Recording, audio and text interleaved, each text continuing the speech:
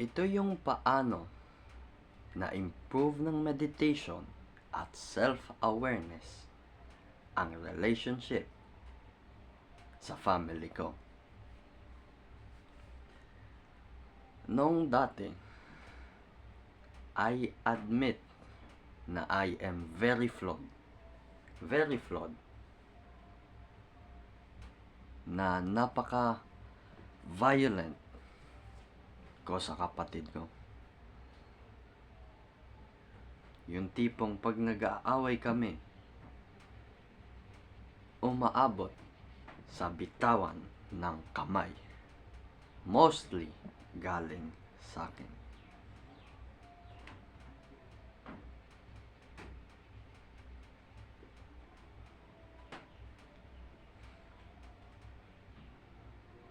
Yes, I am flawed. At sa tingin ko dahil ang rason kung bakit napaka-violent ko dati is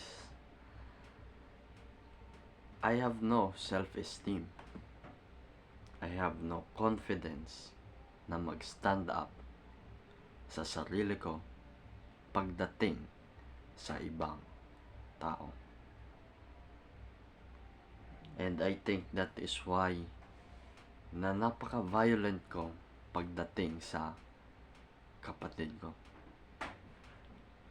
Kumbaga, isa siyang coping mechanism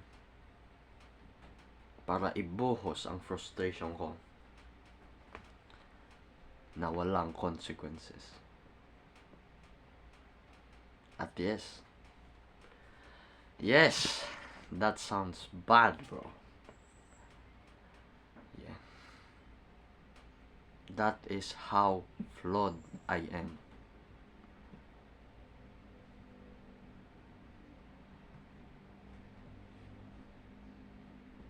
Kaya dito papasok kung paano natulungan ako ng meditation at self-awareness sa pag-improve ng relationship ko sa kapatid ko.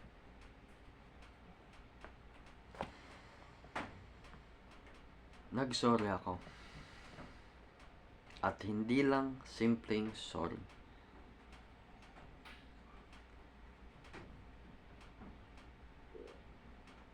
Na-realize ko at sinabi ko sa kanya na I am a coward. Na takot ako sa consequences ng pag-stand up sa sarili ko sa ibang tao. And therefore, yung mga frustration at kainisan nabubuhos ka sa kanya. And then, I am very sorry.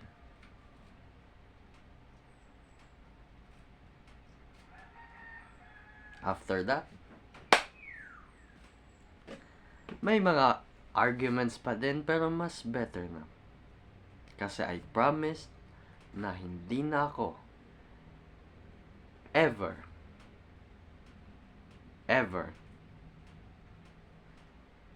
magbibitaw ng kamay sa kanya.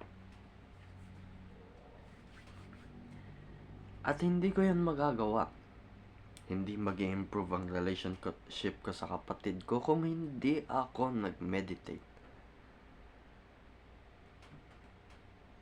At hindi ako naging self-aware sa flaws ko. Kasi imagine mo, kung hindi ako naging self-aware, na frustrated ako sa hindi pag-stand up sa sarili ko pagdating sa mga ibang tao na hindi ko gusto. Yung behavior ko na yon, hindi lang para sa akin. Hindi lang sa kapatid ko masama yon. Para din sa akin. Para din sa future ko. Kasi, moving forward, kung ipagpapatuloy ko pa yon, nasa likod ng isip ko na isa akong scumbag sa akong masamang tao. At dadalhin ko yon kung hindi ako naging self-aware. That is why, ina-advise ko talaga na kung nagsasuffer ka sa anxiousness, self-esteem, at self-confidence issues, meditation ang start ng journey mo. Kasi sa meditation, mas magiging self-aware ka kung saan ka talaga nagkakamali. Kung saan talaga yung mga weakness mo sa buhay. Kaya advice ko talaga ang meditation. Hindi lang nito na-improve ang buhay ko, kundi na-improve din nito ang relationships ko sa family ko.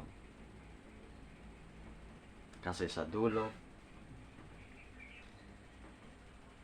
makukuha natin ang success sa body, sa career, at sa mga babae. Or maybe hindi natin makukuha yon. Pero kung wala kang maayos na mental health, magsasuffer ka pa din with success, with no success, all the same. Kaya mag-meditate ka na. Kasi na-improve nito ang na-improve nito, nasusolve nito ang anxiousness mo, self-confidence at self-esteem issues. Kasi tina-target talaga niya yung core problems sa buhay mo. Kaya meditate, become self-aware, at i-improve ang buhay mo. Peace.